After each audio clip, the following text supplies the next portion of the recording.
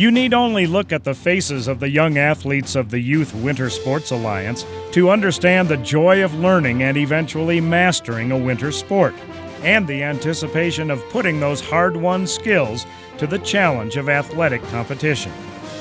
In Utah, we have a long tradition of winter sports dating back more than a century, and with the legacy of the 2002 Olympics fresh in our memories, and with the sports facilities left behind, Utah's young athletes have the inspiration and the infrastructure to take themselves as far as they can, whether on the ice or the snow of winter's competition fields.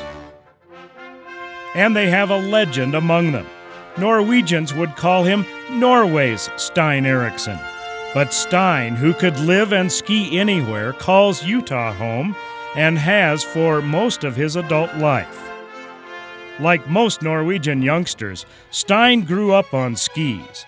Born to a skiing family, Stein and his older brother Marius cross-country skied and ski jumped right out of their back door on the outskirts of Oslo. Well, I think that you had to have a support from home. Mother and father have to be backing you and pushing you in a way that is a friendly way. Their father, Marius, competed in the 1912 Olympics as a gymnast.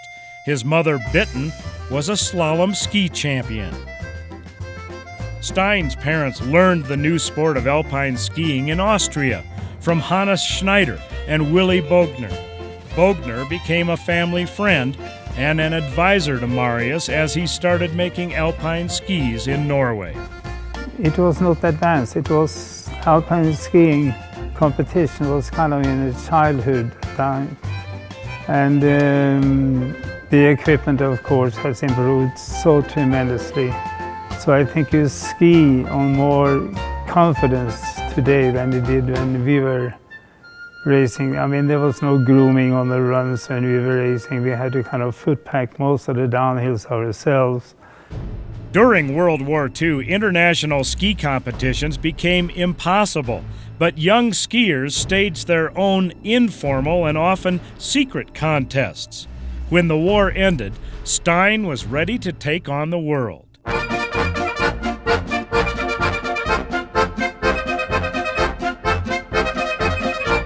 But success does not come easily.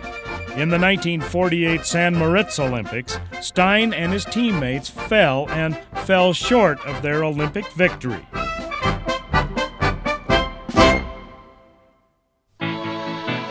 But great athletes learn from adversity. More hard work followed. Stein developed his own technique, the reverse shoulder turn instead of the full rotation turn. His path through the slalom gates shortened, his speeds increased. It showed in the first World Championships held in America, in Aspen in 1950. The Norwegians are plenty happy. Stein's time is the fastest so far. Stein won a bronze medal, a breakthrough for the Norwegians. The foundation was laid for the 1952 Olympics in Stein's hometown. Checking his goggles is the pride of Norway, Stein Eriksen, his nation's great hope to win a gold medal in this event. Eriksen flashes down the course in a beautiful, thrilling ski performance.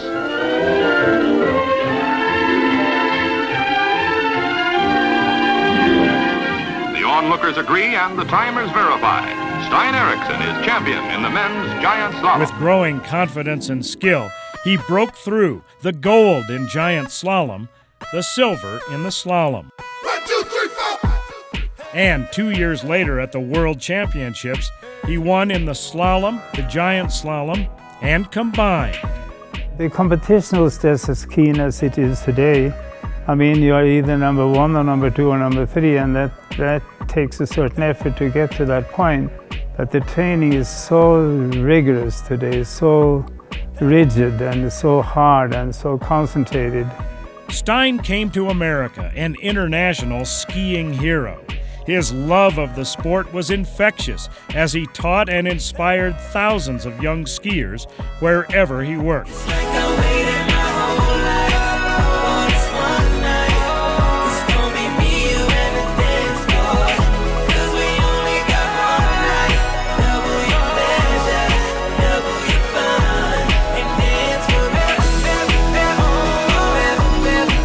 And wherever he skied at midday, he'd combine his gymnastics and skiing with a daily aerial somersault, inspiring what today is freestyle.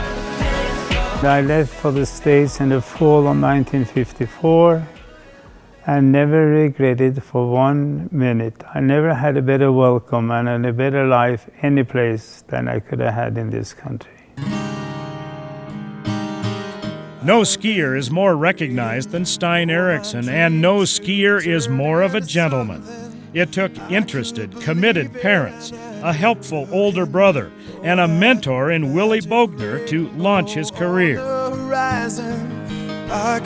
But his ultimate success came from within.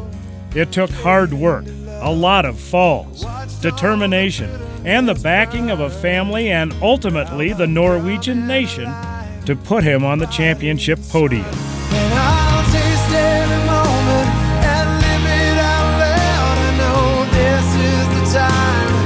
This is the time to be. This is the time of my life.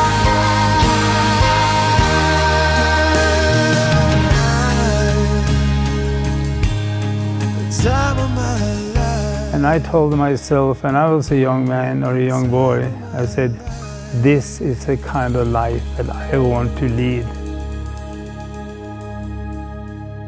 'Cause baby, there ain't no mountain high enough, ain't no valley low enough, ain't no river wide enough to keep me from getting to you. It is no different today. Other aspiring young winter athletes share Stein's love of sport, his determination to excel. They're willing to put in the hard work and push to see just how far they can go.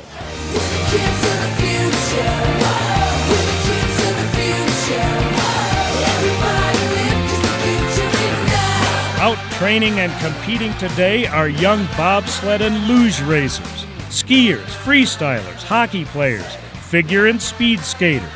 Our Youth Winter Sports Alliance partners are fielding athletes in 13 different sports, learning how to reach their goals, work hard, and exhibit good sportsmanship.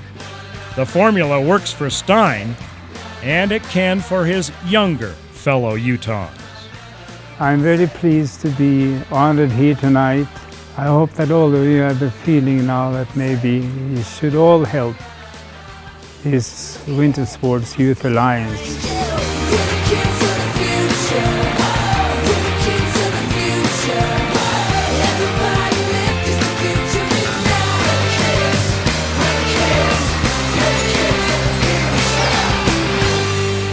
When you get up there and start skiing, I can promise you, all your kids that listen to me, you will get hooked on the sport.